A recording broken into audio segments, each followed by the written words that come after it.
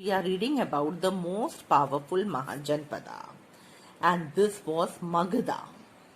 Now let us see where was Magadha located.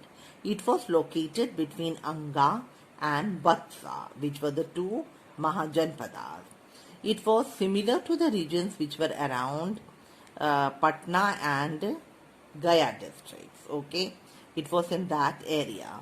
Corresponding means in the same way. So now let us see Magadha, the surrounding areas of Magadha. In the north, Magadha, it was bounded by river Ganga, and then in the west it was bounded by river Son. In the south it was surrounded by the Vindhyas, and in the east by river Champa. Okay. Now children, the earliest capital of Magadha was Rajgir, okay, which was known as Giriv Raja. Now this capital, it was surrounded by 5 hills, and that was the reason this capital, it became impregnable.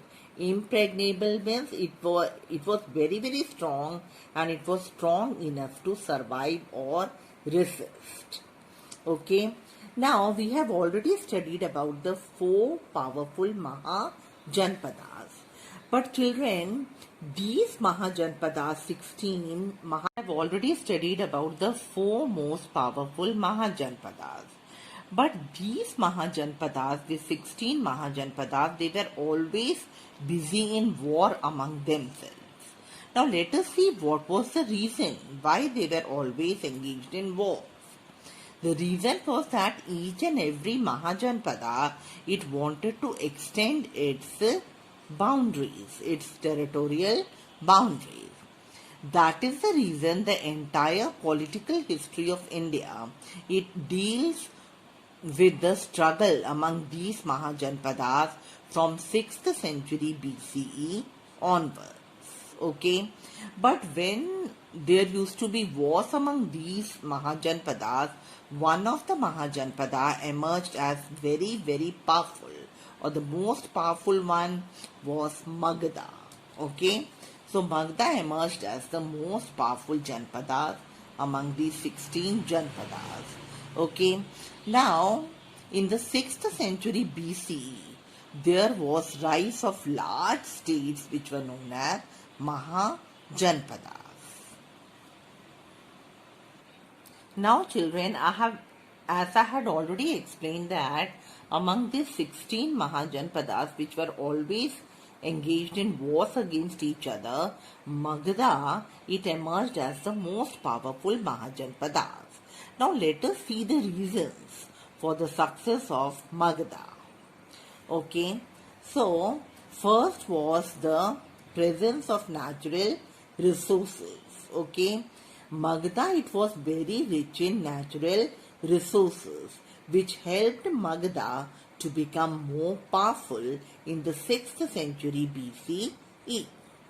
The second reason was rich deposits or large deposits of metal iron.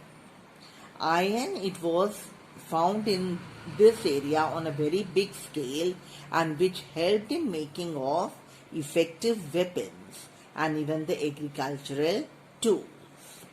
Then children, the third reason was the location of both the capitals of Magadha. One was the Rajgir and the other was Patliputra. They were located in such a way, or their location also helped Magadha to become very powerful. And as I had already explained you that the capital, it was already surrounded by 5 hills. So it became very difficult for the enemy to attack and to have victory over the capital. Then the next was the efficient Magadhan rulers. They were very efficient, they were well organized, they had powerful army which included the elephants, the horses and the chariots. So this also made Magadha very powerful. The next was the fertile plains. Okay, Magadhan territory, its land was very fertile, and when the land was fertile, it resulted in surplus production of food, which in turn generated large revenues for the kingdom. Other than this, the Magdan rulers, they also earned a large amount of money from trade and commerce. They were having rivers like Ganga, Son, etc., which was also very helpful because they were the important waterways through which they used to carry on the trade and commerce. Then they were having many strong rulers. They ruled over Magadha, and they also extended the territories of Magadha.